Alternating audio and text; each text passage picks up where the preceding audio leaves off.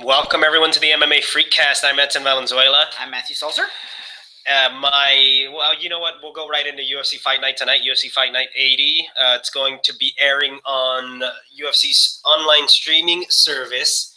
It is UFC Fight Pass. UFC Fight Pass. Thank you very much. It is, like we said, airing tonight. The main event, a women's matchup. Streaming service. It is UFC Fight Pass. Paige Van Zandt and Rose Namajunas will be facing off, so it's a women's matchup, women's strawweight matchup.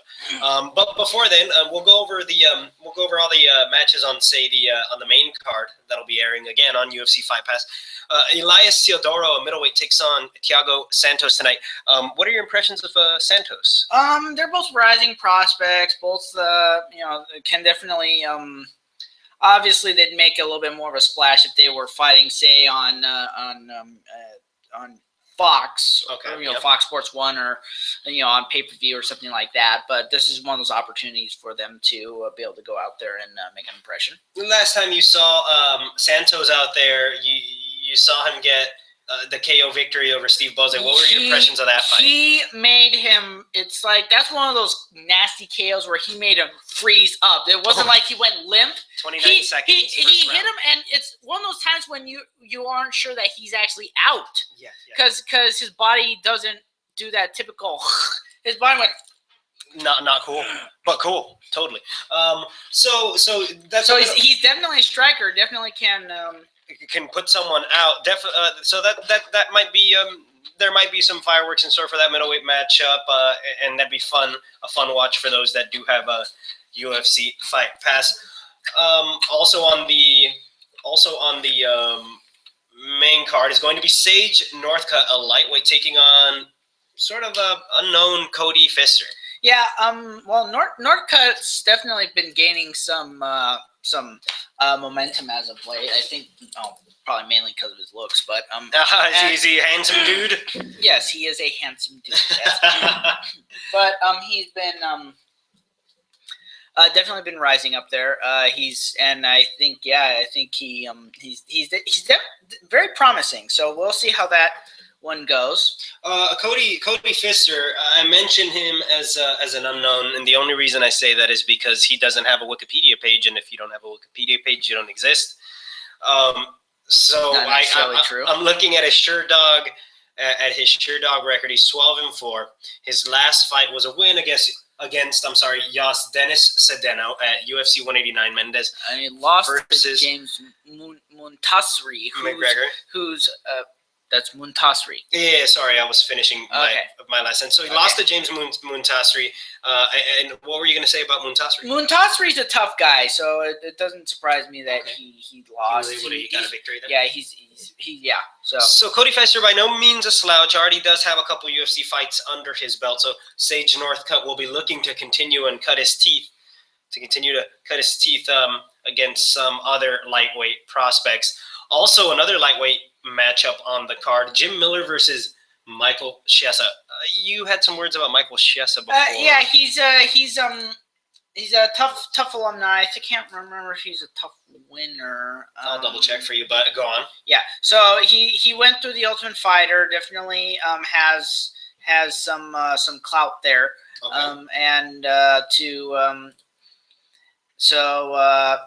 I think the Ultimate Fighter Live tournament winner. Yeah, the only Ultimate Fighter Live, because that turned out to be a not very good format. And he already does have 2 submission of the night bonuses under his belt, so he's made a little bit of cash. Yeah, and he's definitely established himself in the UFC. He did recently suffer a TKO stoppage. Did you watch that bout with Joe Lozon by chance? I do not. That was fight of the night. And in the second round. Oh, I didn't watch that fight. It was I didn't watch that fight, but yeah, it was. It must have been a tough loss for him that night. But definitely, he's put together an impressive record. He's only got the 2 losses on his record. And Joe Lozon's no slouch. Yeah, no, absolutely not. So that could be, for it being a Fight Pass card, these are actually some okay matchups going on against. I'd say that they're sensible. They're sensible matchups. Yeah, the main card. Yeah, definitely. This is probably one of those times where for Fight Pass, Fight Pass is basically for more of the diehard fans. Anyways, a casual fan maybe slowly getting into it. And this is definitely one of those times where it's appropriate to put this kind of talent on a Fight Pass card, because this is the type of guys that this is more of a card that UFC would need to put this kind of talent on for guys to get some stuff under the belt, and they still technically get that Reebok money, which by the way, this the Fight Pass cards were actually one of the problems with. It was one of the problems before the Reebok deal was that fighters were complaining that they couldn't get sponsors for a Fight Pass card. Well, this is one of those times where the Reebok deal benefits fighters in that regard. It's already agreed upon. They're going to make their cash, even if it's on Fight Pass on the internet or if it's going to be on TV. Yeah. So that's not going to be a problem there. And especially these guys, most of these guys are still kind of up and comers, and that's what Fight the Reebok deal benefits more. It's more the lower level guys than anything else. Mm-hmm. Is that they get the sponsorship money from. Also, in line with what you're saying, I think is that we're not mentioning the preliminary card. We're mentioning only the main card. But there are 8 other preliminary card matches. Yeah. So this is also, besides the main card having plenty of talent on it. It's also a card that's going to have hopefully plenty of action throughout the night. Yes. It's a total of 12 fights on UFC Fight Pass. They still get the Fight of the Night and performance. Yeah, of course. It's a UFC Fight Night card, right? It's just an interesting new medium. I feel like this is going to become more common. It's already become more common. You got movie services, etc., music services online that WWE online. There you go. And so everything is moving in that direction. Yes. And this looks like it has potential to really be sort of one of the cooler cards to happen, and there's a lot going on. There is a lot going on in MMA that has happened in the last couple months, and that is going to happen this month even. But it definitely has potential to be an interesting fight card. Yes. And it's headlined by a women's MMA match. Yes. Between Paige Van Zandt and Rose Namajunas. And so it's neat to see a women's MMA and continue to get that push that we haven't actually talked about these two either. No, we have not. So lead us into that. Okay, so Rose Namajunas was on the Ultimate Fighter 20. I'd like to say she was. I can't remember if she was picked up. I'd like to say she was probably picked up from Invicta.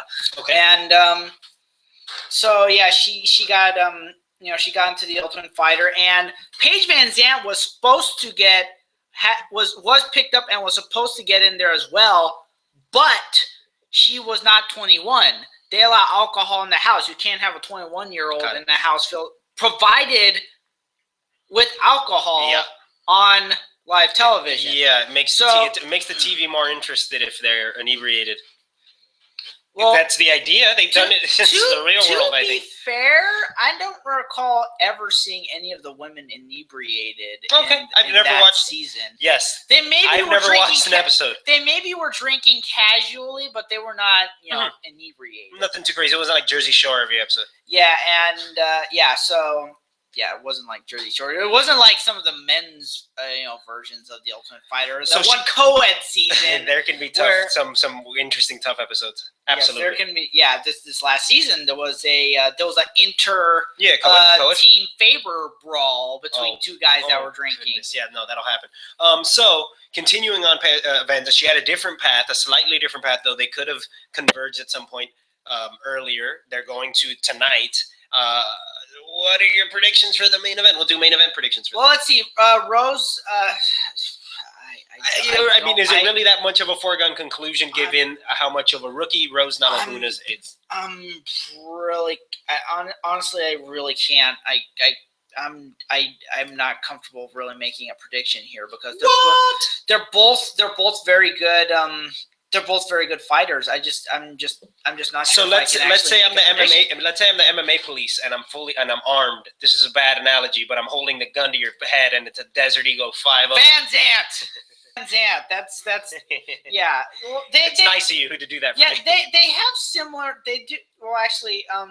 They have a similar number of fights, But like I said, they're both very young in their careers, and I mean, what you're trying to, what I'm getting from what you're trying to maybe put down is that regardless of what tonight's decision is, regardless of how the fight goes, who it goes for, they both still have plenty of time in their careers. Yeah, they both have. Now, granted, if Namajunas loses, that's not going to reflect well on hers, on her record. But I don't think it's really accurate to base her based off of her record. Okay. I don't think it's really accurate to judge her based off of her record, because at that point she'd have an even record. But you have to remember she's only fought 3 times, and she's fought her 2 losses. Carla Esparza and Tessia Torres, those are among the best women in the division. They are no slouches. The trial by fire sort of deal there. Right, and it also doesn't reflect the fact that in order to get to to Esparza, Namajunas had to fight 3 times and win 3 times, and Joanne JoJo Calderwood is also no slouch. She's a big strawweight, and then she got to go up against Randa Marcos, who up to that point been one of the dark horses was the dark horse of the season. She went in there under people's radar and pulled a lot of upsets in order to get to the. You're saying your official choice would be Van Zandt, but by no means are you discounting Namajunas' talent or capability. Yeah, it could easily go either way. I think Paige is definitely she's improving leaps and bounds every single fight. All right. So I don't think it's a stress to say that she could possibly be challenging for the championship maybe within the next year. I could honestly see that happening. But so making waves in the women's mixed martial arts world, it's a cool main event to have tonight. It's going to be online, UFC Fight Pass. I was thinking we could move on if it was cool with you. Yeah, of note, and we're obviously going to be talking about these other events later, but this is one of 3 UFC fight cards in 3 nights, all in Las Vegas, which probably makes it a little bit easier for something like that. The first 2 are going to be at the Chelsea at the Cosmopolitan. So that also probably makes things a little bit easier. But I'd say this is the UFC's busiest week since the UFC Fan Expo on UFC on the UFC, the International Fight Week. That's it seems like they go out at these in like every 6-month spurts almost. Is that they probably on purpose? Yeah, probably. But of course, it's also December. They want to go out with a bang. Of course. So what do you think, man? UFC Fight Night tonight, and later on we're going to touch on maybe a couple of other stuff for the fights. Big fights coming up this weekend. Yeah, bigger fights. And some fights that happen on the 4th. But right now, if it's cool with you, do you want to head right into your Hall of Fame? Yes, that's so. It's a 10-person list. Yes, so we weren't able. Okay, so for those of you who do not know, we weren't able to get into this last week. We went through the honorable mentions. We went through the classes of 2013 and 2014. Now we are going to go through the class of 2015. So this is the year-end list, class of 2015. Mr. Matthew Salzer is bringing you the 10 new inductees for the MMA Freak Hall of Fame. Yes. Okay. Cool. So, our first inductee at ranked number 10 based on the votes is Mirko Krokop Filipovic. All right, Krokop. Yes. Making the list. Talk.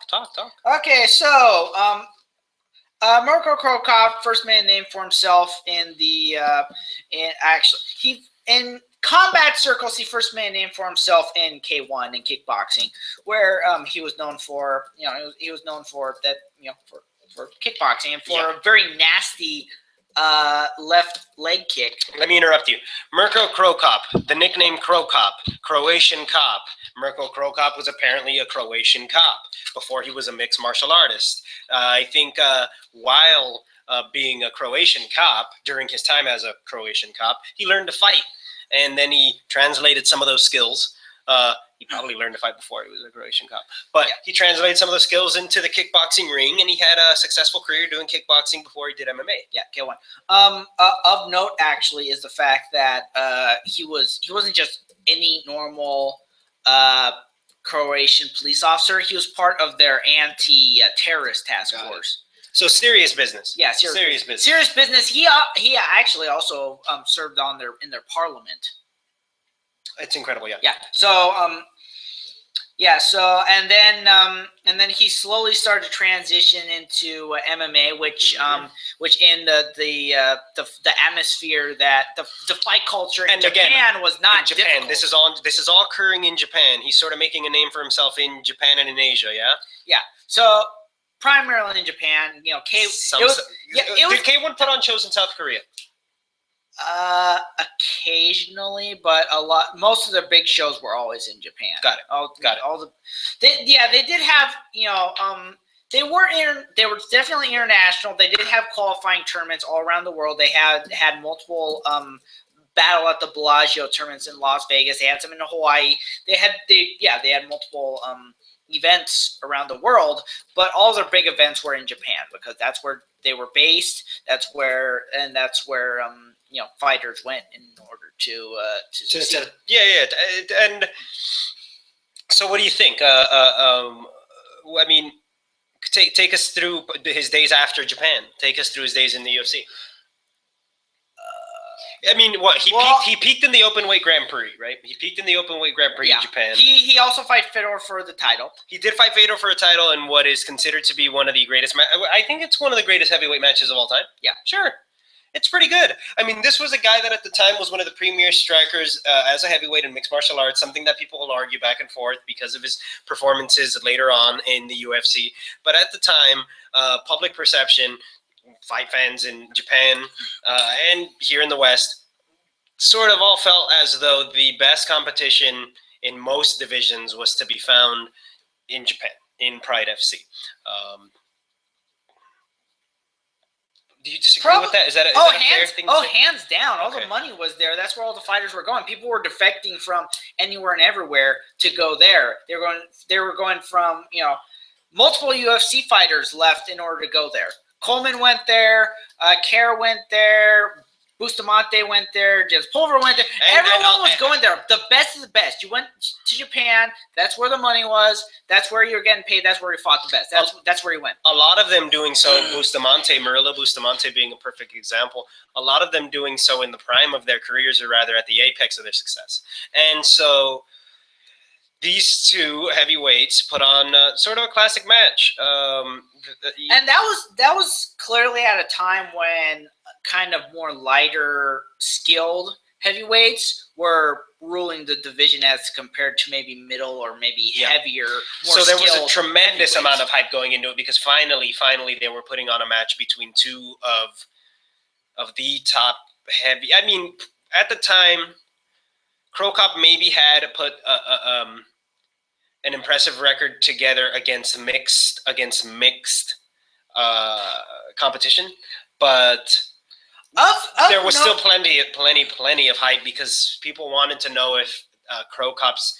A lot of the hype I felt like had to do with it being the quintessential mixed martial arts matchup. In that, can the primarily a striker knock out the primarily a wrestler / submission grappler? Though I think that Fedor striking has always been underappreciated. Yeah, a lot of his fights have been by KO, especially towards the latter part of his career. Yeah. So, but yeah, they went at it, and yeah, it was definitely. But another thing to remember is that Cro Cop could be almost considered an early sprawl and brawler. Yeah, absolutely. Yeah, because he had enough of a takedown defense to where he could literally sprawl and brawl. Yeah.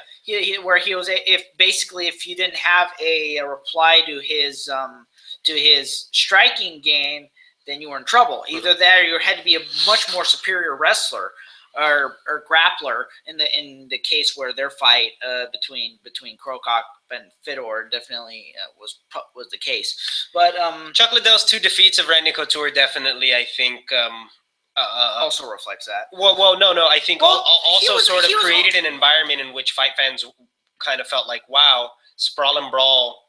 A champion can be a sprawler and brawler. Yeah, but then going back to that, Liddell, even though Randy Couture was Olympic alternate, Liddell wasn't exactly a slouch when it came to wrestling either, because he came from a wrestling background as well. He went to Cal San Luis Obispo on a wrestling scholarship. He wrestled at the D1 level. So again, but yeah, Crow Cop, though, on the other hand, didn't have a grappling background. He had a striking background. He had to learn. Yeah, he learned just enough. I think I can't remember exactly. I think he also trained with the Gracies, but he learned enough to where he was able to develop the sprawl and brawl prototype style.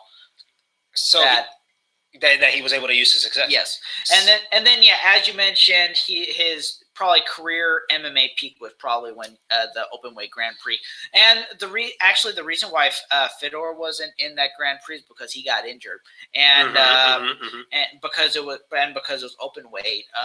He of course Crow Cop ended up meeting Vendele in the semifinals. I in fact covered this on a article I did for MMA Freak.com today in MMA history. I believe it was September 10th, something or other. I'll put a link for that when we do the podcast on the site. So then he goes over to the UFC. He wins his first bout against Eddie Sanchez, a nobody. They put him up against Gabriel Gonzaga in his second fight in the UFC. And Gonzaga, what Dana White did here was he stutter stepped on placing him immediately with Randy Couture, because I think that fight fans had built Crow Cop up in such a way where he could have been placed up against Randy Couture probably after his win against Eddie Sanchez. I think it was between that win and his fight with Gonzaga that Couture won the championship, if not shortly after his fight with Gonzaga. So I might be. That would have been like a classic, like a very classic, MMA-gasm. Yeah, absolutely. It's a matchup that never happened. That would have been very interesting. Yeah, it was a matchup that never happened. Two kind of lighter range heavyweights going up and fighting. That would have been almost as good as Couture and Fedor fighting. Yes. That was the super match that will never be that everybody hoped would have been. But Crow Cop, he loses to Gonzaga in the most incredibly ironic fashion. By a head kick, by his signature move, in one of the most revolting sort of knockouts that I've ever sort of. Oh yeah, with his ankle almost popping out, and just and the general everything. I remember like John McCarthy. The first thing Herb Dean. Yeah, the first thing Herb Dean did was to straighten out his leg. Yes, because if he'd been on there, it would have been more than just it may have dislocated. Yeah, it looked very it looked bad as it was. It probably strained. I can't remember if he actually got an injury from that, but it looked bad as it was. So he strained it out before he started trying to wake him up. Yeah. So now what do you think? Moving on to number. I don't know if it's in order really. Just now the second person in the Hall of Fame. Yeah. The second. Well, it's in order of the least number of votes they got to the most number. Got it. Okay, so at number 9, it is Mr. Forrest Griffin. Oh, Mr. Forrest Griffin, yes. Tough alumni, tough season 1 winner. Yeah, one of the original Ultimate Fighter winners. College. What college did he wrestle at? Do you know by chance, off the top of your head? He didn't wrestle in college. Did he not? He did not wrestle in college. What? Go on. Well, do you remember him having any kind of a wrestling game? Sure. Go on. He did not have a wrestling game. He was primarily a striker with some submissions thrown in there. Okay. Forrest Griffin was part of the inaugural season of The Ultimate Fighter. His fight with Stephan Bonner is what what started the catapult of the UFC's mainstream success, yes. You could say. I mean, it definitely did help it bring a spotlight to it in that. I mean, they had a television show associated with the brand at that point. They had the Ultimate Fighter as a weekly sort of weird thing. If you look back on it, it had challenges like it was like Real World Road Rules challenge style stuff. Yeah, it was to gain like exemption or immunity from having to fight on the week. Yeah, it was like non-fight things determining fight things. It was a very strange sort of. It was a weird as compared to the Ultimate Fighter nowadays. It was a weird. It was definitely a strange origins. Yeah, strange format for that first season. So Forrest Griffin, definitely a tough dude, though. Yes, but yeah, he went in there, had a few ups and downs. He won a few fights going out, and then he lost to that in abysmal fashion to Keith Jardine, and then right after that was his basically welcoming Mauricio Shogun Rua to the division, and the winner of that fight was going to get the next crack at the title, which at that time there was the unification bout between Rampage and Henderson scheduled. Yes. So it was the winner of that was going to face the winner of this fight. And heading into this fight, Mauricio Shogun was one of the most hyped light heavyweights to be on the UFC roster. They had just picked him up. It was Mauricio Shogun Rua's first fight in the UFC. Yeah, first picked him up from Pride. Yeah, Mauricio Shogun Rua was somebody who at a very young age made a name for himself in Japan. Yeah, and won a Grand Prix. Won a Grand Prix like we mentioned with Prokop just a few minutes ago. This was a light heavyweight Grand Prix though, specifically. And he's in the UFC. They put him up against Forrest Griffin, who's somebody who at the time was maybe considered by your casual fight fan to be maybe an okay fighter. Yeah. And Forrest Griffin did a number on Mauricio Shogun, and also, by the way, looked about 3 times his size. He looked, as far as I remember, he looked much noticeably bigger than Mauricio Shogun. One thing to remember, Forrest Griffin always cut weight consistently from 240. Got it. That's a very big for a 205. That's big for a 205er. He could have easily bulked up and been a solid heavyweight, but he fought at light heavyweight for most of his career, and he was big. He was a very big heavyweight. He was, Shogun probably walks around at like 220, 225. So yeah, if you cut down from 240, yeah, you're gonna be. You still got even on fight night after you've rehydrated and stuff like that. Yeah, you're still going to have like a significant amount of weight on the guy. So, yeah, he went in there and it's possibly that weight cuts is probably later on why he was one of those guys who had the controversial TRT exemptions, because maybe it's because one of the diagnoses as to why these guys were having TRT issues is because of the weight cut, and that takes a number on your I'm surprised that Forrest Griffin honestly never missed weight. I can't remember him missing weight. No. He was cutting that much weight, and he never missed it. No, he was a big dude, athletic dude. He seemed committed to the game, but it seems as though his talent level had a ceiling. Yeah. I'll take this opportunity, though. Tom Heffernan's watching. So, hey, Heff. At Heffy Jr. at Twitter. But I wanted to do my Scottish impersonation. I'm going to say Forrest Griffin in Scottish. English. I have no idea. Are you ready? Sure. Forrest.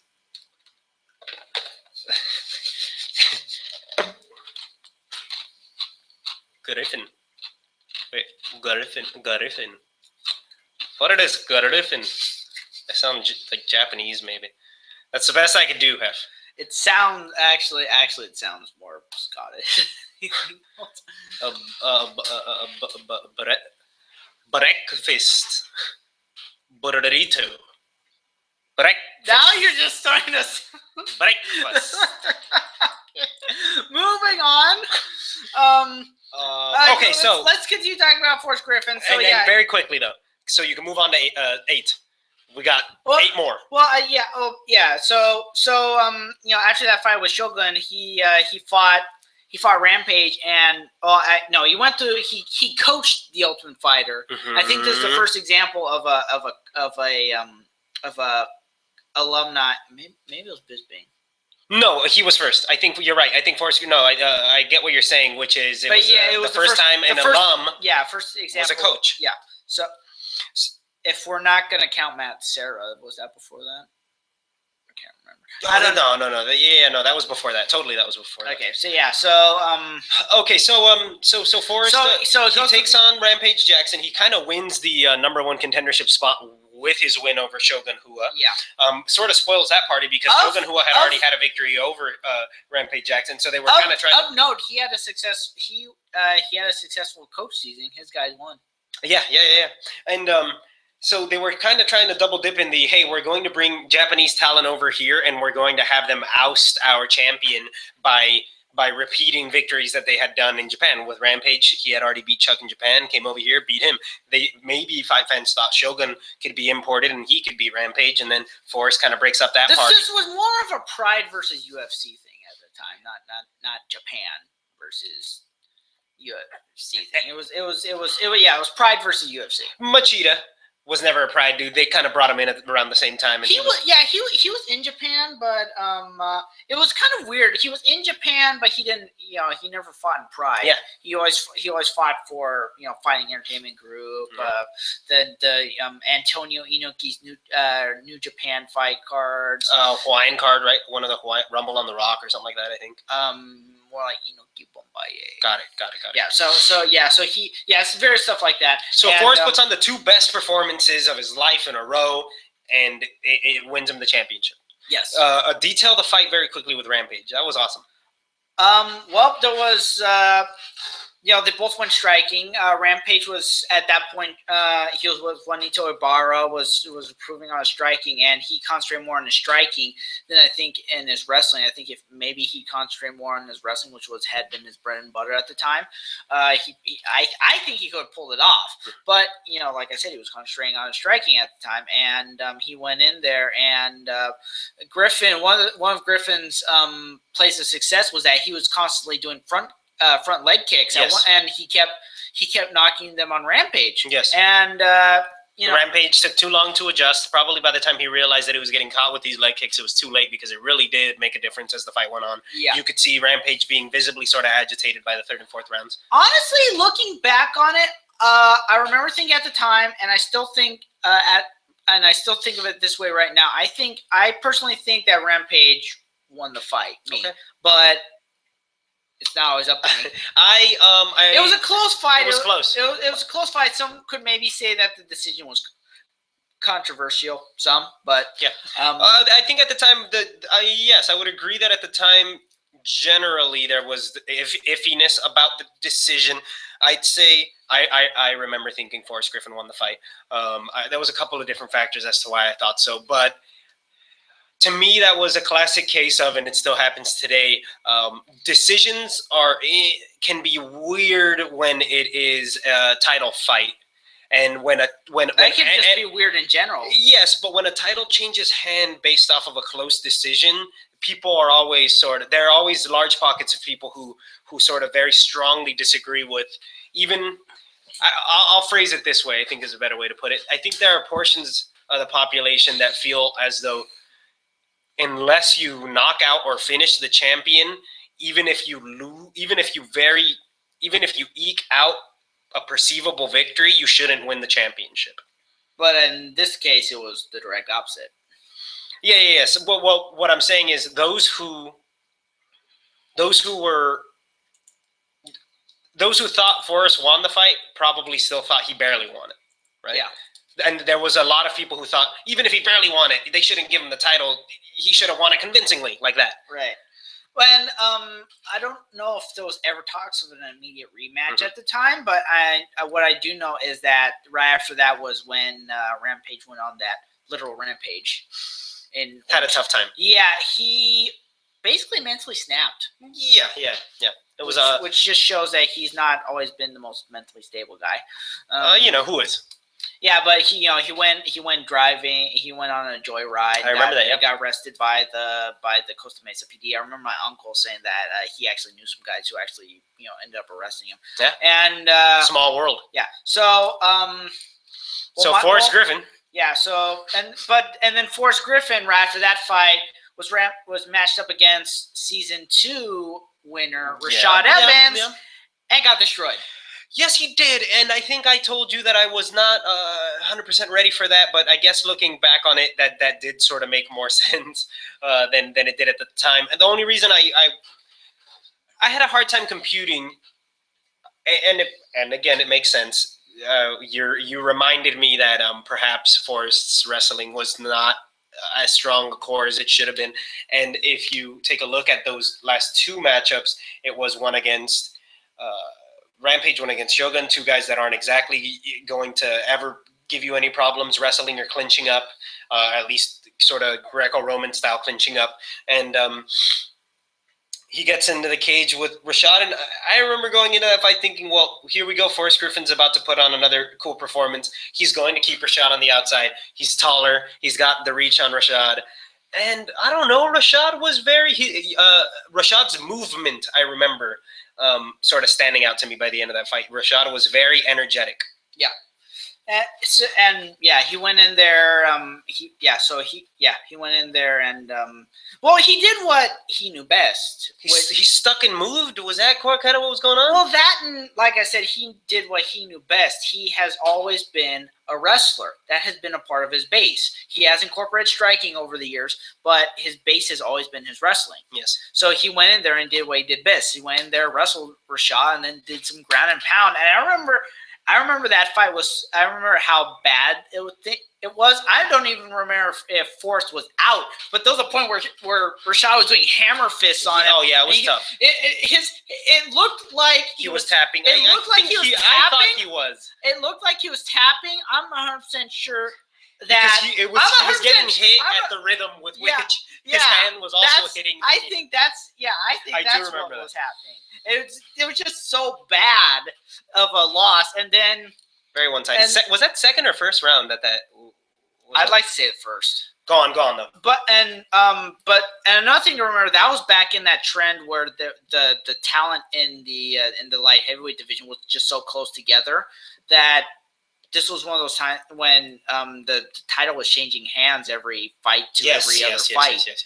And that was because right after that, Rashad lost it to Machida. Yes. And then Machida he defended it once. Yeah, defended it once against Shogun, and that was immediately. Yes, and that was the controversial close fight, immediate rematch. Shogun knocks him out, and then Shogun loses to a certain prospect named John Jones. Was that immediately after that? That was immediately after. Yeah, it was his first defense. And how disappointing! I remember being so disappointed because I was such a sort of a Pride FC fanboy that Shogun finally being champion was this. Yeah. I mean, it was even more meaningful than the Rampage win because Rampage was never exactly royalty over in Pride. And so I thought, wow, Shogun has arrived and he's shown everybody who the true king is in light heavyweight. And John Jones made short work of that. Yep. And then John Jones went on to defend it for a record, was it 6 or 7 times? John Jones went on to be the most impressive light heavyweight in the history of the UFC thus far. And depending on how soon they can match him up with DC. With DC, he might be able to even build upon that legacy. But anyway, and then. But getting back to Forrest Griffin, then we're going to move on.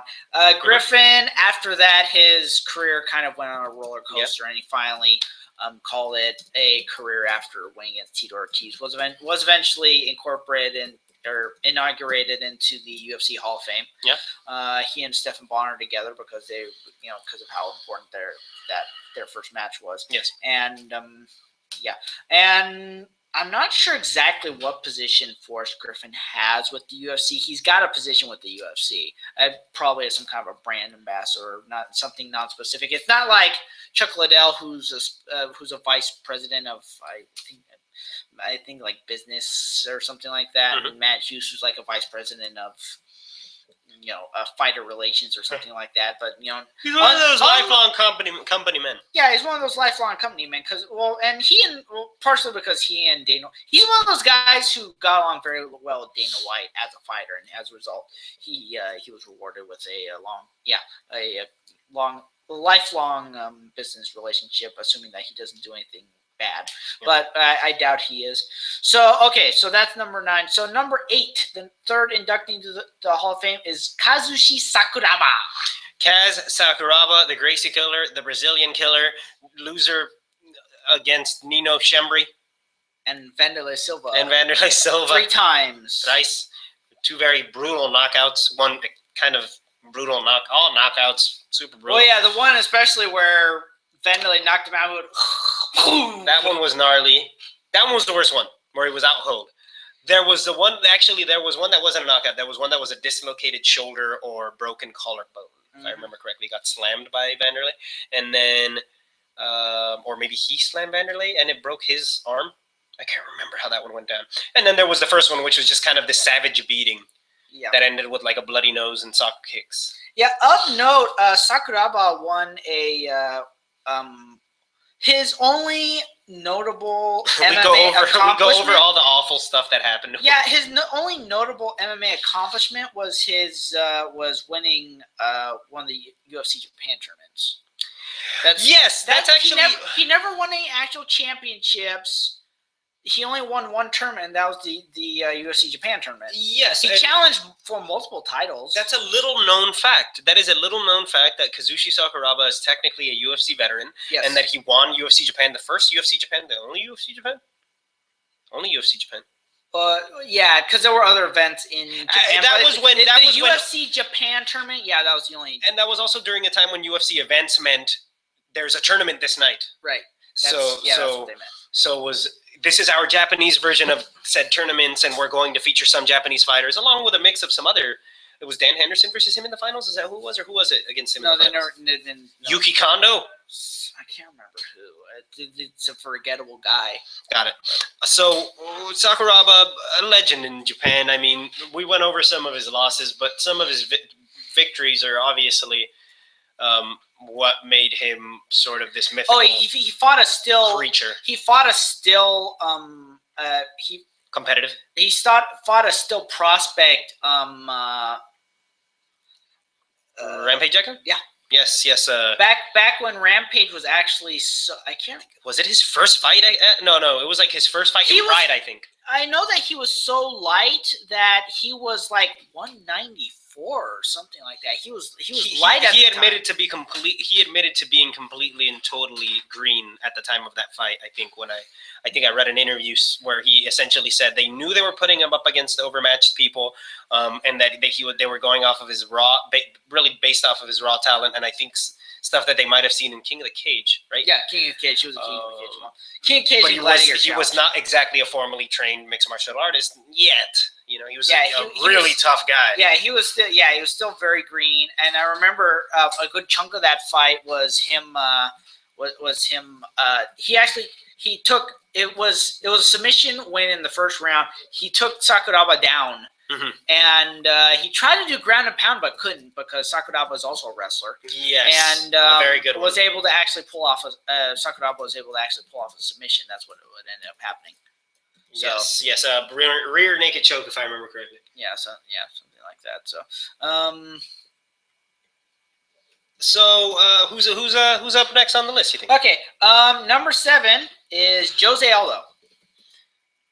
Jose Aldo has a fight coming up this Saturday. Current lightweight champion, Jose Aldo. What'd you just say? You said lightweight. Oh, yes. Sorry. I apologize. Lightweight is Rafael featherweight. Dos Anjos. Yes. Featherweight. I keep on doing this. Yes, featherweight. Go on. I don't know. Yeah, sure. Has a great career. Not done yet. Yeah. So he made a name for himself primarily in Brazil. Of note, he has one loss, and it's a lightweight loss. Okay. It's his only fight at lightweight. So did he avenge this loss? No, he didn't. Oh, who was it? I don't know. It was earlier in his career. Okay. Some no-name Brazilian. Brazilian dude. Yeah, it was earlier in his career. Some no-name Brazilian. Glover Teixeira got Ramu Terry Sakoju before he was popular. Lyoto Machida got BJ Penn before he was popular. Those Brazilian guys will sneak up on you. Yeah. Go on. Well, the BJ Penn Machida fight was kind of Weird. Fat BJ Penn Machida fight. Very, very fat. Round. BJ Penn, yes. 187. That's what Machida weighed. No. That's what BJ weighed. That's what BJ weighed. Whereas I think Machida was like 210, 215. It wasn't even like it was an open weight fight. Yeah. But anyways, going back to Mr. Aldo, Jose Aldo Jr. He has cut out quite the career for himself. Often is compared to Anderson Silva for sort of combat style reasons and championship. I think the guy that he fought it was Mike Brown, very forgotten guy, Mike Brown. He fought Mike Brown to win the championship, and Faber, American top team, Mike Brown, I think. All right, sure. I know this was back in WEC. Yes. I know that it was a big thing because Faber had just lost to Brown. Faber, Brown, Aldo. Yes, Faber had just lost to Brown. That spinning elbow, I do remember that one. Yeah, and then Aldo came in and just destroyed Brown. And I remember Faber said in an interview, that his fight with Aldo's, at least to date, was his toughest fight. All right. Well, so definitely. And then he set the tempo. Continued to defend his title in WC, and then when WC was incorporated into the UFC, the inaugural match for the UFC featherweight title was Aldo versus Mark Hominick. Mark Hominick. Yeah, though they'd already made him the champion. Aldo, by because default was the UFC featherweight champion because at some point they have. It was similar to how Ronda Rousey, when she fought Liz Carmouche, even though it was her first fight, she was already the UFC featherweight champion. She was already the UFC bantamweight champion just because of the fact that she was the Strikeforce bantamweight champion, and that's when they were absorbing the women's division. So and it was similar to that. They were. So it wasn't like the WC bantamweight division where their absolute last event. It wasn't just Dominic Cruz defending the WC bantamweight championship. They were also fighting for the UFC bantamweight champion. So it was and still WC champion and new. Really, they did that? I don't know. I never saw the fight. Maybe we should look that up at some point. But yeah, that's it wasn't like that last fight. It was, it was Aldo. Yeah. I think Aldo was injured at the time, which is why they released a press release and they were like, "This bout exists now." Yeah, he's now the featherweight champion. Yeah, and that was the absorption. So Aldo has since been the featherweight champion. He's got a fight coming up this weekend. He, by all accounts, has a great career ahead of him. Yes. You want to move on to the next one? Yeah. So next one, and this is a legend. I'm glad that he's in it. Is Antonio Rodrigo Minotauro. Big Nog Nogueira. A few so nicknames. Many nicknames, yeah. Yes. Brazilian top team? Started out with Brazilian top team. Origins in Brazilian top team. Started out. Famed And Brazilian and them and their the shootbox. Them and Shootbox had a rivalry. A serious one. Yeah, it was a pretty serious one. Yeah, they would, and all the fighting was going back in Japan because, of course, there were no major Brazilian promotions. It was all going on in Japan. That's where everyone was going, and that's where they were having these wars. Where it was and it was primarily in the light heavyweight division. They were all going back and forth at each other. And then throw in other guys like Dan Henderson, Fedor, the like, and Big Nog's one of Big Nog's big career accomplishments was winning the Pride Heavyweight Championship. That was that's something that's sort of been lost to the annals of time, and that he was a dominant Pride FC heavyweight champion before Fedor dethroned him, right? Yeah, he defended the title a few times. Yes, and then Fedor came along. Defended it impressively. Yes. Once against Krokop. Was that a title defense?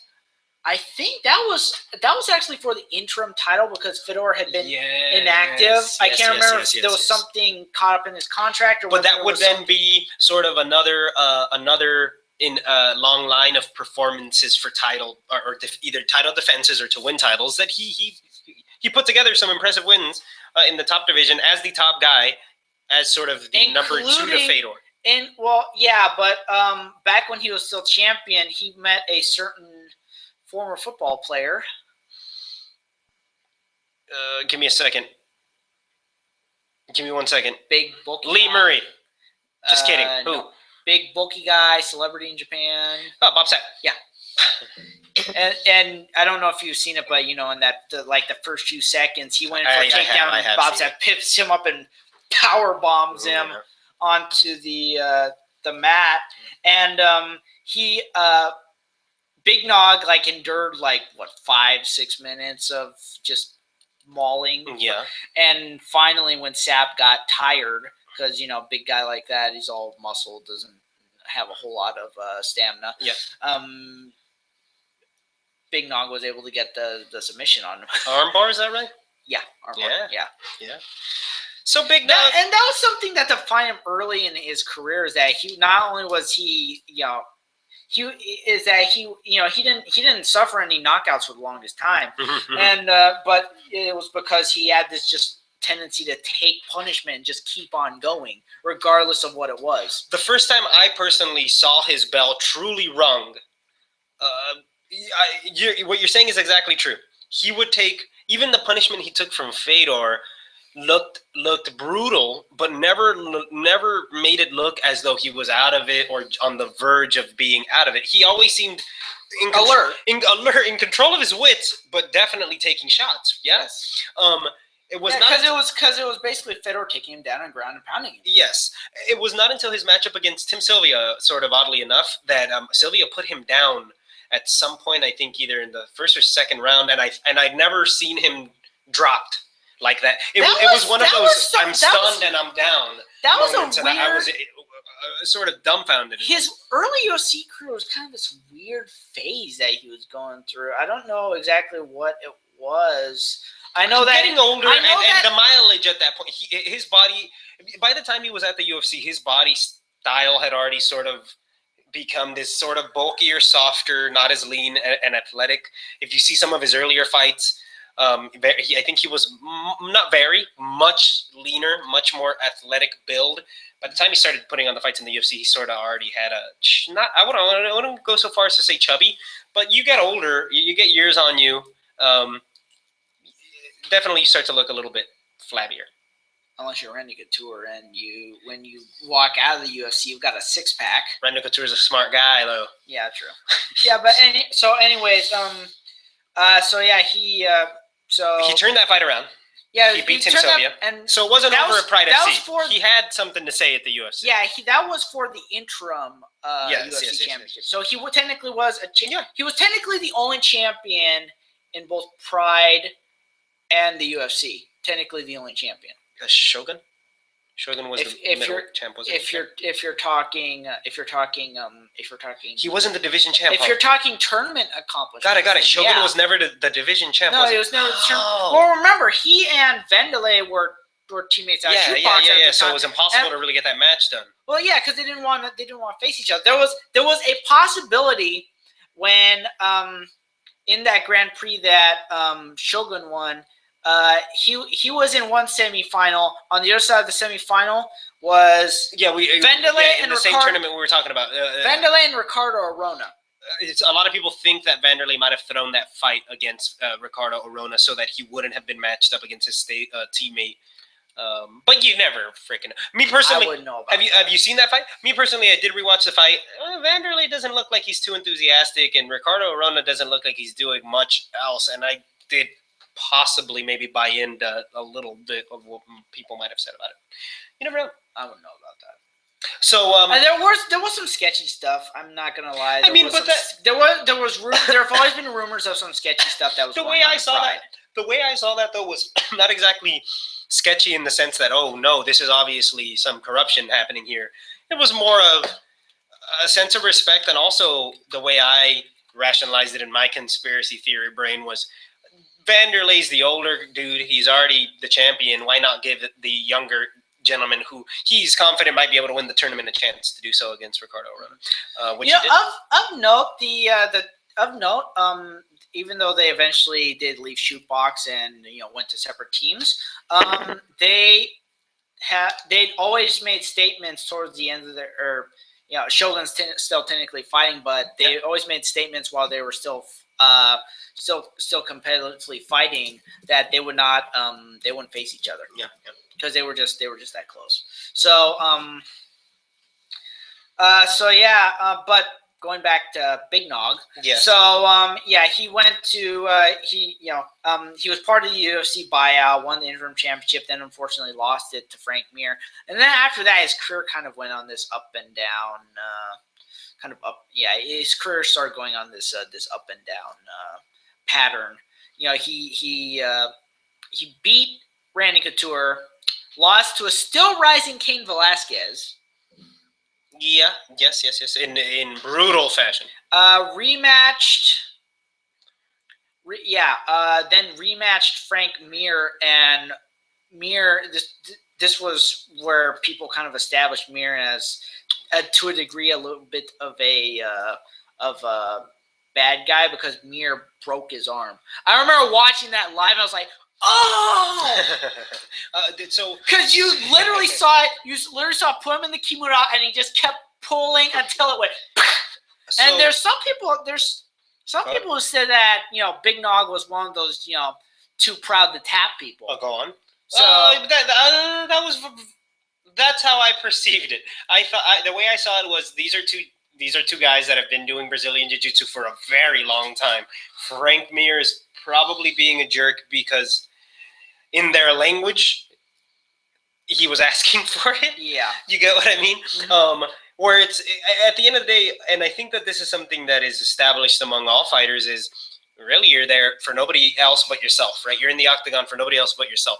Frank Mir, I'm sure, might have looked at it in the sense of, well, I'm going to pay my bills, so I'm not going to transition into a separate submission or form of attack just because I want to be nice to you.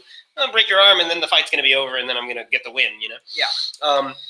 And I remember he definitely petered off, Big Nog. I remember after that he had to have he had a plate in his steel rod. Serious. My understanding, because in subsequent fights you'd see the scar from where the steel rod was. And I also remember that one fight where he was actually sensitive and smart enough to actually tap was his fight with Fabricio Werdum. He was but Werdum started to put him in that submission, and then he you didn't just see him tap out, you see him verbally tapping out, and then start to hold that arm afterwards. Yeah, he knew it was over. Yeah, because he didn't want that thing to snap again. I mean, if that rod was still in his arm, think of what that would have done. Yeah. So. That's not good. And then, he went this up and down, and then I really hated to see him lose in the fashion they did to Stefan Struve. I personally think he won that fight, and it's bad. It's unfortunate to see a guy go out on a loss, but he definitely had a good career, still a legend. Hopefully he's inducted. A lot of wars. Hopefully he's inducted into the 2016 UFC Hall of Fame. But he was. So then number 5, next one. Is Dan Henderson. Dan Henderson. We did talk about him a couple of weeks ago after his loss, so we did kind of do a little bit of retrospective then. We talked to what we mentioned already. We talked to a couple people from his gym. A Southern California dude. I mean, likes to hunt. I would say that the Team Quest dudes are probably who we bring up the most on this podcast. Yeah. Yes, likes to hunt. Country dude. Cool dude, older dude. Yeah, even role model. Him and Randy Couture both role models for sort of a staying power, longevity. Yes. So and you mentioned he's a Southern California dude, but he's one of those guys who has kind of lived out in the suburbs / boonies of Southern California. Which, guess what? Those do exist. It's a big state. Yeah, it's not just. It's a big state. Yeah, it's not just. Not all the glitz and glamour. Yeah, it's not all glitz and glamour in Hollywood and stuff like that. You go out to like San Bernardino, you go out to the high desert where he grew up. You go out to Temecula where he lives. There's country. Yeah, between here and San Francisco, a lot of cows. Oh yeah, that too. And then you go back east toward out towards Nevada or other places. Yeah, there's country. There's country where you can go out and he likes to shoot and stuff like that. So for the sake of efficiency, I'm going to rattle off a couple of accomplishments that Dan Henderson has that we've already talked about on the podcast before. One, he's won a UFC tournament, one of the UFC old school style tournaments. Yes. He was the Pride FC welterweight champion, which would have been the equivalent of the middleweight belt over here. Which is why he fought Anderson Silva in a unification bout when they bought Pride. He was also the Pride middleweight champion, which would have made him the light heavyweight champion over here. Again, which is why he also fought Rampage Jackson in a unification bout. Lost both of those. Yes, lost both of those. Sort of a bummer. Yeah. And of note is that he was the only. He's so far been the only fighter to hold both two different weight class titles simultaneously in a major promotion. No one in the UFC has ever done that. Yes. That's something that he can say. Yes. BJ Penn gave it a shot in his second fight against George St. Pierre and came up short. Yeah. And then it was right after that fight that he fought Frankie. And then came up short again. Yes. Bummer. I love BJ Penn. Yes. So great guy. Dan Henderson, awesome. And he's kind of been going on and up and down. And even after though he lost his 2 title shots, he did continue to put together some impressive wins, some knockouts. He also, like you said, it's only been in recent years. Well, another thing to remember, he also left after his fight with Bisping, his brutal knockout of Michael Bisping. Yes, had a stint at Strikeforce. Stint at Strikeforce where he won their light heavyweight championship. Yes, indeed. And he belts came back, and belts, go on. Yeah, and then he came back in and again. And then he also got caught up in the controversial TRT as well, which is where people were saying, okay, if he's too old for his body to be producing natural testosterone, he's too old to fight. But now the worry is that he's just too old to fight. Yes, and that's Father Time is everybody's enemy. Worse is the bad guy at the end of everybody's. The life is a video game, and Father Time is Bowser. Point is, Dan Henderson, I think, as far as I've seen, has always been sort of one of the classier, cooler role models in mixed martial arts. He's a sort of So I've kind of noticed as of late soft-spoken dude. So I've kind of noticed as of late that some of his language isn't exactly the cleanest, but that's rare and in between. It's more like in a bout of anger. He'll be like, "What the?" Yeah. Maybe he's got a little bit of that country in him. But most of the time, he's just laid back, soft-spoken. Seems like a nice guy. Yeah, tends to let his do the talking, and and that to me that's a professional fighter. Yes. So moving on. Okay, so then next one is Renzo Gracie. Renzo Gracie? Yes. I will say Renzo Gracie was the main eventer of the first pay-per-view fight that I ever saw in my home. Let's say I was 9 years old, and it was martial arts reality super fighting. It was a one-off event that he put together. I think he won a championship in, I can't remember what promotion. He just won. Wasn't Strikeforce? Wasn't Strikeforce? No, it wasn't Strikeforce. He fought in Strikeforce. Yeah. I think against Frank Shamrock. Yeah. That was a weird, infamous sort of. That's the fight they lost. Or was it Elite? Let me finish some martial arts reality super fighting though. Point is, he fought against Oleg Taktarov. You remember him? Yes, Oleg Taktarov. And within the first 2 minutes, he upkicked Oleg and completely shattered his face. His nose was a mess, and then a couple shots for good measure. I was 9 years old watching this. Very impressionable. It was very impressive. My older brother told me that these Gracie dudes were serious business. Yes. He let me know that this guy wasn't exactly a brother or anything, but that he was part of the extended family. And to sort of watch and to be, it was the same mind-blowing experience that I'm sure other people experienced at UFC 1, where it was like, watch this little dude, check out what he's about to do to this much bigger dude, and it paid off. What memories you got of Renzo? Big talker. Yeah, very charming. Very, very charming. Also, he knows how to market himself. Also, he actually had a stint in Pride, and he lost to. I remember him fighting. I can't remember if Gomi was the champion at the time, or whether he was, or whether this was just a. Or whether this was just a fight, but he went up against Gomi, and Go on. I remember this was a record in Pride. He lost in 6 seconds. A knockout. I think I've seen that. Yeah. I think I've seen that.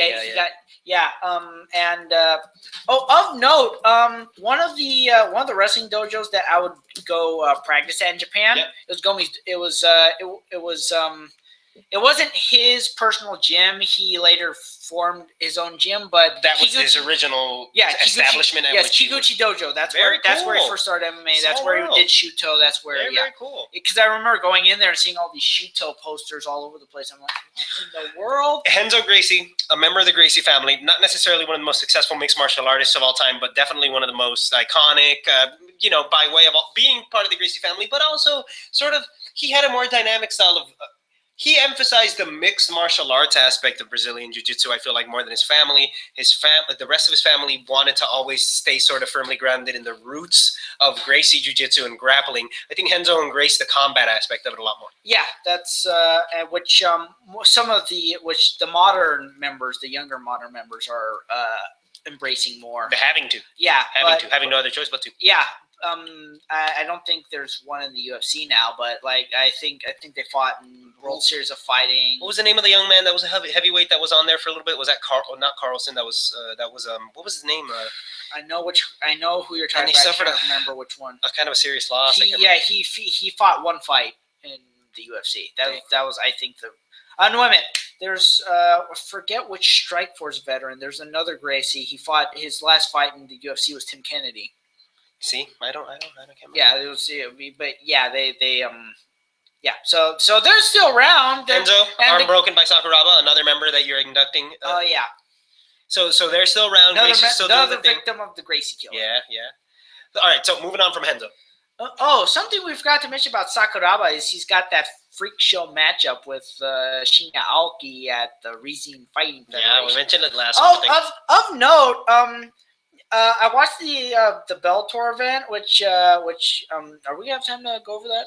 I'll go over the main event because nothing else is. Yeah, probably the main event. Yeah. But the Bellator event that there was Bellator 147 this last weekend at San Jose State, and I watched the something they were just marketing the hell out of was Gracie the Rising Fight Federation, which they're calling Breakfast with Fedor, because they're showing that fight card in the morning on December 31st. So you think they'll have Eggs Benedict? Possibly, but something that they showed. I don't know if it showed King Mo versus Sakuraba, but King Mo and Sakuraba's names were definitely right by each other. So I don't know if they changed that matchup or if it's still with Aoki, or I don't know. But yeah, it's something. It's something that's happening.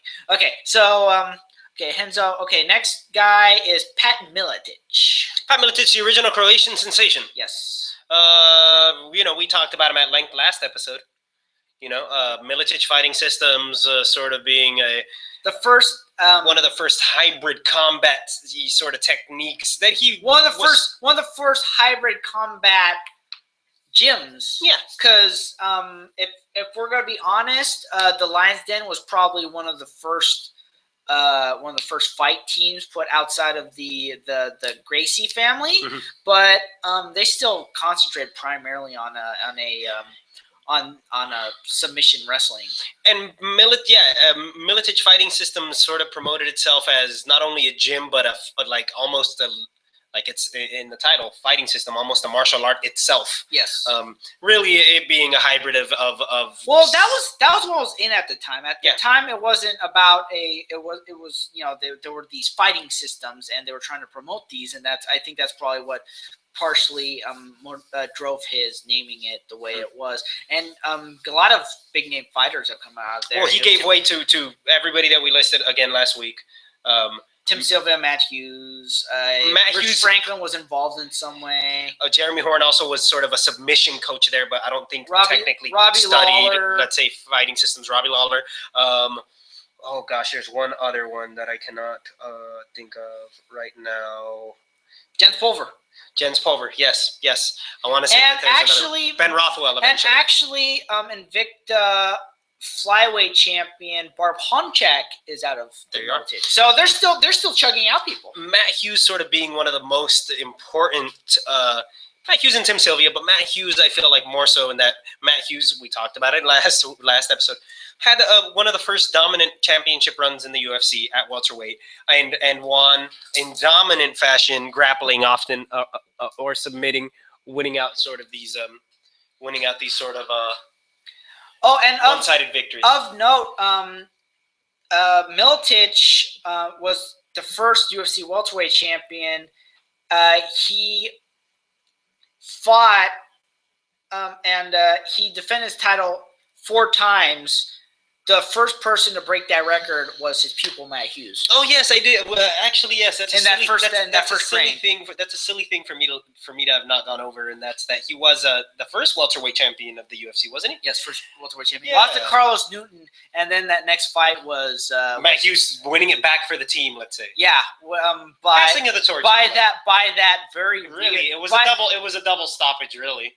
It was a double finish. That could have been considered a no contest at the time, but I don't think Big John realized that Hughes was out. It stung the ego of people that did not want to see Matt Hughes win, but I don't think that makes it a not legitimate win. Yeah, because I remember thinking I would have preferred to see Carlos Newton have won that fight. I would have preferred to see him as the winner of the fight. But it was on a technicality and whatever. Something you've got to think about is the he had a chance to win it back. The UFC welterweight division may have taken a completely separate path if Newton had been called the winner of that fight, or if the championship hadn't changed hands. To be fair, Newton had an opportunity, I think, after that and didn't win. So. They got a rematch and it didn't really happen. So Pat Miletich in the Hall of Fame now. Yes. Also, he it's after his UFC stint. Things didn't his time as the champion. His career. He started doing like things here and there, but he didn't. I don't want to say it fizzled out. Well, he did the IFL.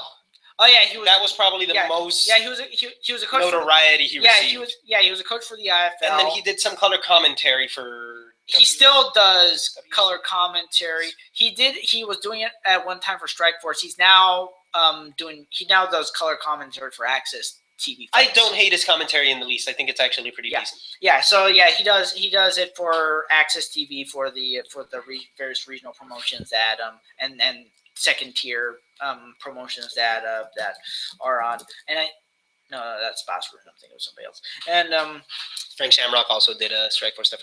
Anyway, moving on. Evan Tanner. Yes, Evan Tanner. Next person on your list. Number 2. It's a very cool person to have on the list. The late Evan Tanner, was he? No, he wasn't the first. Bustamante was the first middleweight champion. Yes, and then Evan Tanner was the first new.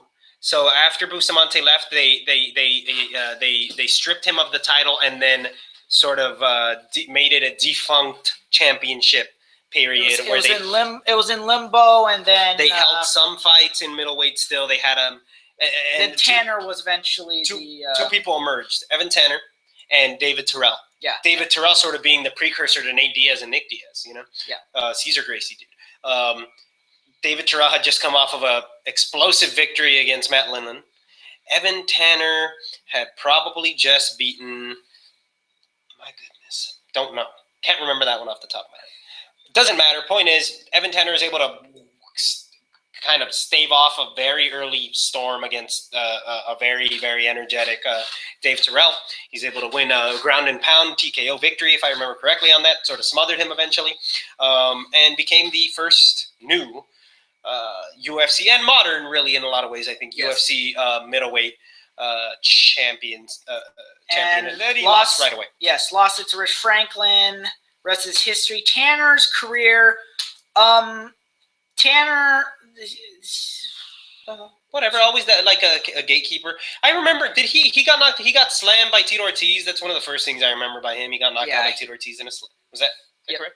Yeah, but that was before he went down to middleweight. Yeah. Yeah, he challenged Tito for the championship, and then whoop, boom, slammed, and he was out.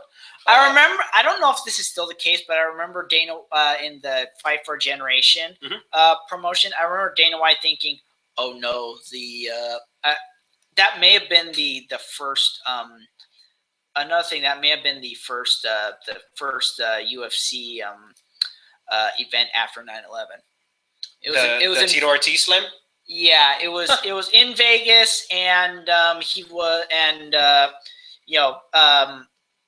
Dana was worried that because it was a ghost town that there may not be anyone at the fight. The arena was full, almost as if there was like patriotism in there, and it helps with Tito Ortiz walking in with he was the flag. Definitely nationalistic, definitely So that and the reason why Dana White was worried at that slam is because the octagon floor apparently at the time was made of wood. So he thought, oh God, he died. Exactly. He thought, oh no. I'd hope that things have. I think there's more padding on it now. If I had to guess.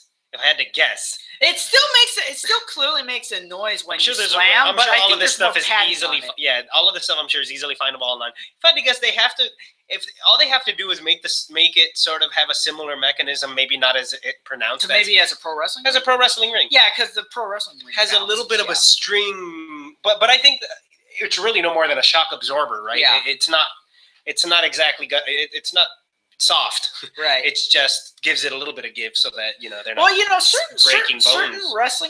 Certain wrestling mats you could tell they're softer, and then certain other wrestling mats you could tell they're more firm. Yeah. So it probably just depends on the mat. You know what I hated back in the day before we get on to the last person? I mean, okay, hold on really quickly, and then I'll go off on my tangent for 1 minute, and then Evan Tanner,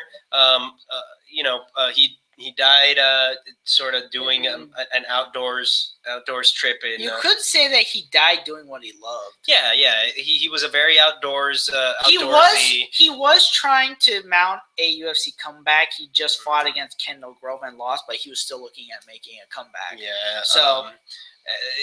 And then went out to the desert. Yeah, sort of a tragic tragedy. He sort of got caught up in the desert, and it was a weird sort of moment for MMA. It was this suddenly this ex-UFC champion is gone, and it was sort of something a little bit senseless and sort of just kind of weird. They did mention him in the pay-per-view afterwards. Yeah. They did kind of a moment. So it's sort of a memorandum. Yeah, sort of an interesting chapter in the UFC's book. So really quickly, I want to say, you know what I hated? I hated the WCW's ropes. I thought they were too tight. Anyway, back. So number one. Okay, number one, and who was actually inducted it was the 2015 inductee, Bas Rutten.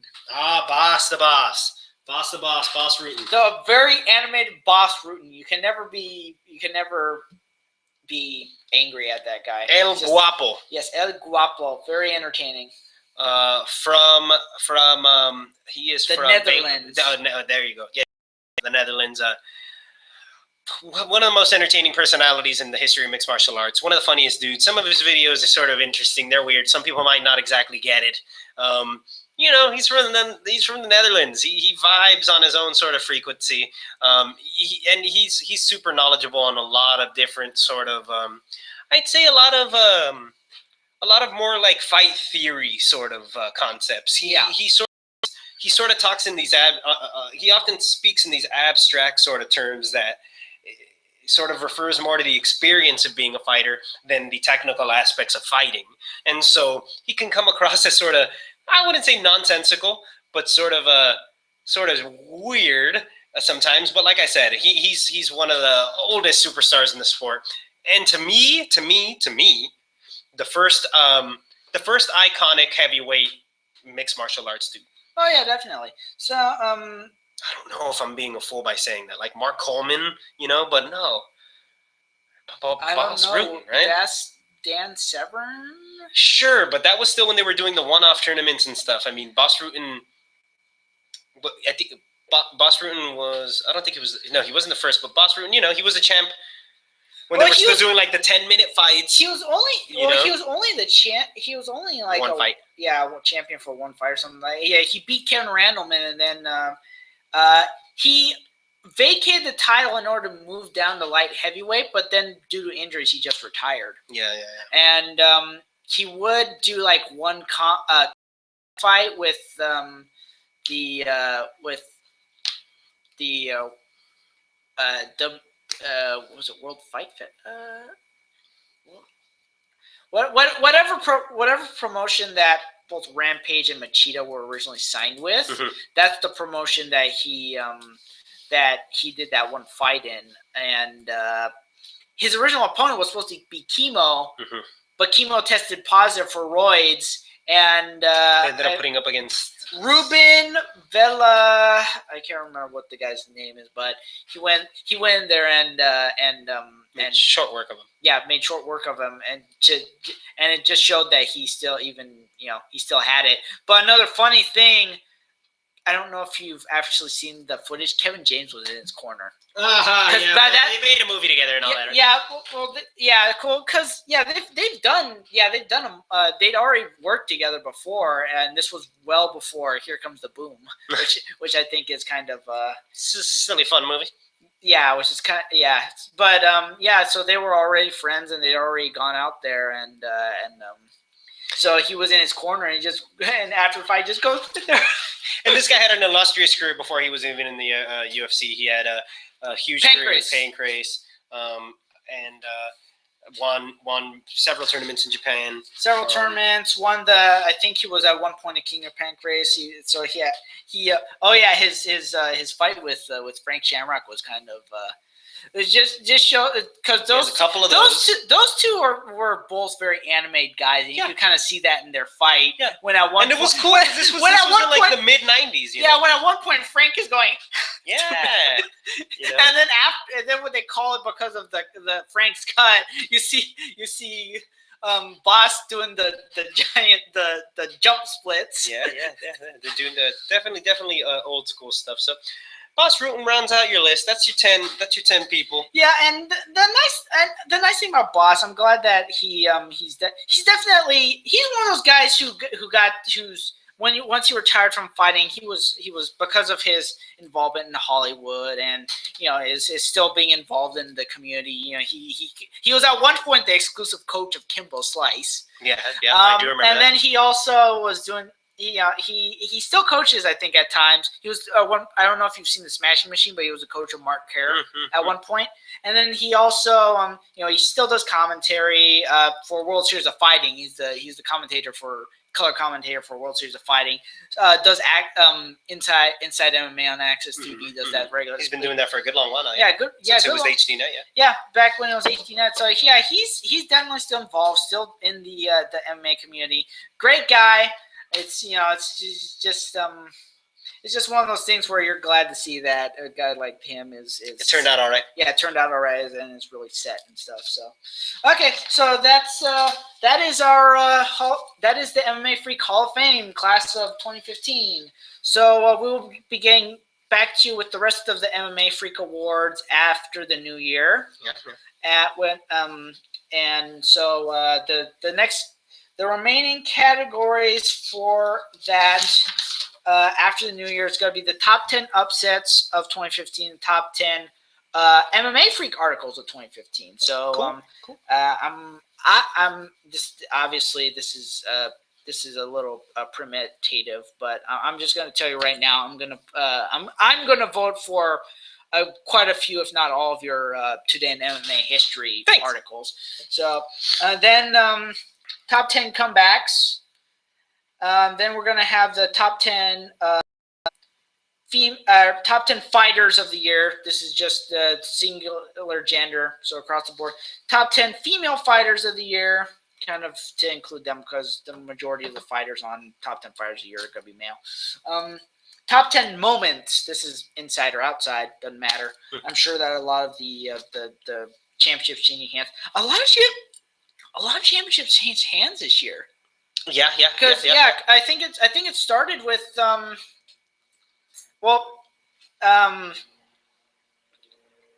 Jones belt. It started with the light heavyweight belt. With the UFC stripping Jones of the title. Did Verdum win this year? Oh yeah, that was Verdum winning this year. Rafael Dos Anjos pulling the upset against McGregor winning, kind of almost half count. That's a half count. It would because it's injured. It would be solidified if he were to pull the upset against Jose Aldo this coming Saturday, which is something we'll talk about later. Then the big main ones are going to be top 10 submissions, top 10 knockouts, and then top 10 fights. And then I'm also going to put this up to you, the viewers, if you register on the MMAforum.com. Obviously, I'm known for my top 10 list here. You will get the opportunity to vote on my top 10 lists of 2015. So that's what we got to look for. Okay, back to news. So I was thinking we could very quickly, because I think we should wrap it up. Very quickly, I was going to just throw out my predictions for the two main events this Saturday. What do you think? Okay. Yeah, we could do that. Do the co-main event and the main event. Well, something I'd briefly like to go over.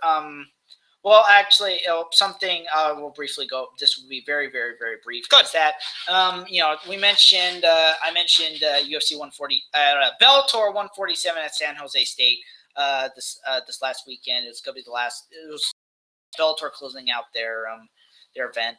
Mm-hmm. And it was Josh Thompson's second fight in Bellator, defeating Pablo is that Villasica? Yeah. Yeah, Villasica by TKO strikes in the second round. So that's he's during the fight there was actually a tweet out from Will Brooks saying that he'd actually like to fight Thompson, and considering he's gotten 2 wins since Josh Thompson, UFC, yes. I'd say maybe we could look forward to that for next year. But okay, good to see that he's doing all right though. Yeah. So then something very briefly that I want to something very briefly that I'd like to talk about is next is the Ultimate Fighter finale. Mm-hmm. So there's obviously a lot of fights on that card, but I think we could maybe go over the main event, and then I'll talk about the actual finale. So the main event is going to be Frankie Edgar versus Chad Mendes, and this is interesting because people have been saying this is a reserve fight just in case Jose Aldo were to get injured again. So I guess people have been saying, he's on. This is the reserve fight. They could just pull Frankie Edgar and match him up against McGregor. But this definitely has title implications, but there's no guarantees. They've said that there's no guarantees for the winner of this fight. The winner isn't guaranteed an automatic title shot against the winner of Aldo McGregor. Aldo McGregor. But it'll definitely help their case. Yes, it'll definitely help their case, especially if they win in fine fashion. Frankie Edgar, last time he fought Uriah Faber in a super fight. But considering that Faber had fought at featherweight before, I don't think it would. Really not really. I mean, sure, they could reach all they want. Yeah. Okay. So then in the Ultimate Fighter finale, the actual finale, it's Artem Lobov, who is McGregor's teammate, and he was on the show. He will be facing Ryan Hall in this evenly matched up, even though Hall's a replacement for Saul Rogers because he lied on his visa. Oh no. Yeah, so he's not coming to the U.S. So Hall is Hall's going to be faying Lobolov. There was a lot of and this is just reflected as still the U.S. versus Europe theme, because Hall was for Team Faber and Lobov was for Team McGregor. Of note, Lobov was brought back in what could be considered a revamp of the wild card. He lost a close fight in his preliminary bout. Mm-hmm. He was brought back, and it kind of worked out though, because even though they had 9 prelim fights, mm-hmm. one of Team McGregor guys, it turns out had a broken elbow. Hmm. So they ended up the 8 healthy guys ended up fighting in the quarterfinals anyways. Huh. Then Hall's he has a lot of he's apparently a big submission specialist, so he had a lot of hype going into this fight. He just was I think he may have actually lost. The guy he may have actually lost to was Rogers. But okay, so anyways, so we're gonna that's that. So we're gonna I think we should wrap it up by probably only doing the predictions for the championship, starting gonna be 2:00. So. Yes, the championships. If it's cool with you. Yeah. Just of note is that Uriah Faber, the other coach, is fighting on the preliminary card. Yes, on the prelim. Kind of weirdly enough. That's weird. Maybe he's put there to anchor it. Yeah, totally. It's like you could wish you could see him in the yes. main card, but sure. It is what it is. Yeah. Okay, so then let's start with the co-main event: Chris Weidman versus Luke Rockhold. I'll go ahead and start. My impressions are that Chris Weidman's been a very impressive champion, but Luke Rockhold might have the sort of body type and sort of skill set that might nullify some of what makes Weidman so impressive. I'll say that Weidman might have the advantage wrestling, but that Rockhold's size might be enough to be able to help him stave that off. And I think I might give the slight advantage grappling to Rockhold simply based off of his frame. So I'm not sure if any of that is actually valid. With that being said, I'm going to choose Rockhold. Talk to me. I'm not sure the frame argument's really solid. That might make sense. You might make sense to some of the viewers. To me, that doesn't make sense. Mm-hmm. I'm gonna stick with the undefeated champ, and I'm also partial to Weidman for a few other reasons. Number one is that he's a wrestler. Yep. Wrestling.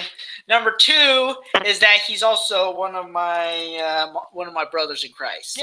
So I'm gonna stick with and it's not just that. I think he has the skills to I think his pay the bills. Yeah, he has the skills to pay the bills. Last thing, this is the last off note I'm gonna make is that the fight before them, Ronaldo Jacare Souza versus Yo Romero. Yeah. That has title implications. All right. So the winner could potentially be facing the winner of Souza versus Romero could potentially be facing the winner of Weidman versus Rockhold. Yes. Okay, so that's it. Then the unification featherweight title bout versus Jose Aldo and Conor McGregor. I'll start this one as well. Jose Aldo is the more talented, I think, of the two, the more skilled of the two, but he's been away for, I think, too long, and I'm going to give this one to McGregor. I'm going to say that I think McGregor, having had more experience in the last year and a half than Aldo, has been fighting with more regularity. He's warmer. He has more of a feel for it. His fights have not been, I guess with the exception of the Mendes fight, they have not been exceptionally grueling for him, I don't think.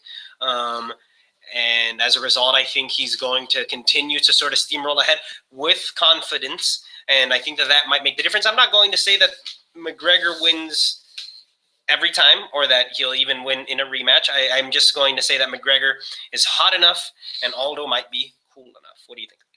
Okay, well, I'm definitely not counting out what academically is an upset. I do think Aldo with kind of a more flashier fighting style than or McGregor with kind of a more flashier fighting style than Aldo. Definitely, I'm not counting him out. I definitely think he could pull the upset. However, I think Aldo, to me, even though his fighting style has become at times a little stale, I do think he has the skills. Because we have seen him come off from long layoffs, and we have seen him go out and win fights. So that being said, I do think he has the skills to be able to take on McGregor. So academic, I'm going to go with the person who I consider the academic favorite, and I'm going to stick with Aldo. Yep. But I'm not counting out the McGregor or the concept of a McGregor upset. I do think it's possible. I'm feeling like the upsets might go down this weekend. And you know what? Which would also just it'd be fine, right? It'd take things out with a bang. Yes, it's been a fun fourth quarter of 2015. Yes, that it has. It's even with starting out, they had the September, October, kind of the lull. Yeah, the lull. And of note, just to and we wrap it up. Yes, as we wrap it up, is that let's see. If you obviously it's a little far. No, I meant it looks like we're getting back to jam schedules again. All right. Yeah, If you look at you look at January and February, March may not be solid enough. But if you look at January and February, that's pretty jammed. Yeah. Yeah, 2nd, 17th. Anyway, that's let's see, that's 3 of the 5 weekends. Yeah. And then maybe. So we got a little bit of action brewing up for next year. Yeah. Something else that we have going on. Oh, we didn't fill that out. We'll do it later. Yeah, we'll do it later. Yeah. Of note is that I think it's gonna be the 10th. Or is it? I don't know. It's one of those weekends, but we will be going to Invicta FC is actually coming to our house. It's coming to Costa Mesa. Yes, coming to Costa Mesa. We are in Orange County. We are going to probably be covering that. Yeah. I'll probably be doing play-by-play, and this guy will probably be snapping the camera. We'll see how that goes. So. Okay, that's it. Stay tuned in. Next week we might have somewhat of a bit of a modified schedule. The holidays and New Year's are coming up, but we'll try to jam in a show or two between here and the next year. Yeah, right. Well, I think conceivably we could still do 3. We'll see. Yeah, we'll see. So I'm Edson Valenzuela. On Twitter, I'm Edson_V. I am at Matthew Salzer. And we are on News Hub. Yeah. So see our articles, not just MMA, but this guy started it with other articles. I'll be starting to do articles as well. Yeah. Check out the website MMA-Freak.com, and hope to see you all also soon. At MMA Freakout is the Twitter handle. Hope to see you all soon. Yep.